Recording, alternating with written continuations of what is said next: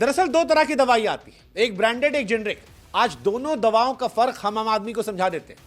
आपने अक्सर सुना होगा, अगर किसी आदमी की हैंडराइटिंग बड़ी खराब हो तो लोग चढ़ाते हैं कि अरे भाई साहब, इस तरह की हैंडराइटिंग तो सिर्फ डॉक्टर साहब पढ़ सकते हैं। लेकिन आपको जानकर हैरानी होगी कि यह मजाक नहीं है, इसके पीछे गहरी सच्चाई है।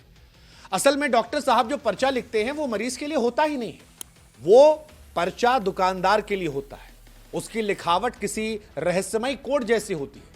आम आदमी तो सर पकड़ ले कि लिखे क्या है, इतनी गंदी हैंडराइटिंग कैसे है, पर मेडिकल स्टोर वाला वो एक झलक में पढ़ लेता है कौन सी दवा चाहिए।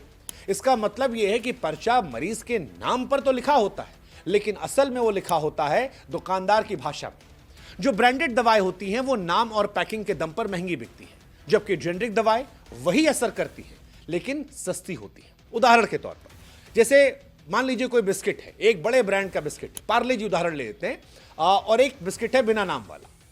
अब दोनों की क्वालिटी एक है, लेकिन पैकिंग डिसाइड करती है कौन कितना महंगा होगा। ऐसे ही डॉक्टर साहब जो दवाई लिखते हैं तो मरीज को नहीं बताया जाता कि ये जेनरिक दवाई का है या ब्रांडेड।